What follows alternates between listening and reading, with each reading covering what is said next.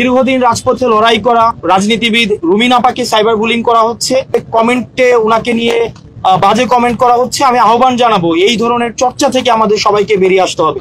দেখেন, আমাদের গণতন্ত্রের মধ্যে ভিন্ন মত পোষণ হচ্ছে গণতন্ত্রের শক্তি, অন্যদিকে আমাদের পরশ্রী কাতরতা বা আমরা যেটিকে বলি কুৎসা, ব্যক্তিগত কুৎসা, তারপরে হচ্ছে ভিন্ন মত দমন, ব্যক্তিগত চরিত্র হনন, এই বিষয়গুলো হচ্ছে গণতন্ত্রের জন্য এগুলো হচ্ছে শত্রু।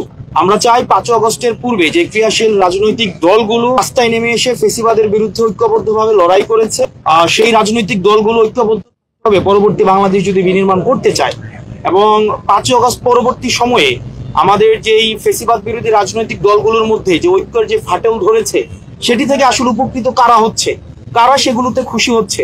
দেখেন, আওয়ামী লীগ ছাড়া কিন্তু সেটি থেকে কেউ বেনিফিটেড হচ্ছে না। সেজন্য আমরা এই ফেসিবাদ বিরোধী যে রাজনৈতিক দলগুলো আমরা যারা আছি, আমাদের এই ছোট ছোট মত পার্থক্যের ঊর্ধ্বে উঠে আমাদের যেই ভিন্ন আমাদেরকে উৎসাহ দিতে হবে।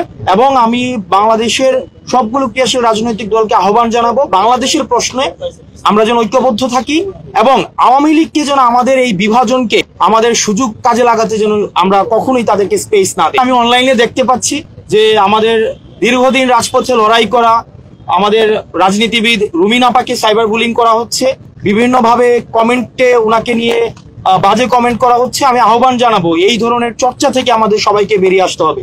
কোনো ব্যক্তিগত রাজনৈতিক মতপার্থক্যের কারণে ব্যক্তিগত আক্রমণ করা, নারীকে নিয়ে কোনো ধরনের বাজে মন্তব্য করা, চরিত্র হনন করা, শুধুমাত্র মতপার্থক্যের কারণে এই সিলেক্টিভ ভাবে কাউকে হচ্ছে আক্রমণ করা, এগুলো থেকে আমাদের বেরিয়ে আসতে হবে।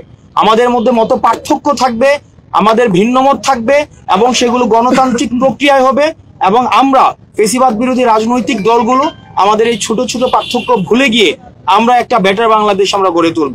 এবং আমাদের এই জিনিসটাকে, আমাদের ঐক্যটাকে আমাদেরকে অবশ্যই ধরে রাখতে হবে, নতুবা হচ্ছে আমাদের জন্য আমাদের এই ভিন্নমতকে, আমাদের এই ছোট ছোট এই যে আমাদের মধ্যে ভিন্নমত তৈরি হচ্ছে, সেগুলোকে আওয়ামী লীগ পরবর্তীতে কাজে লাগাবে।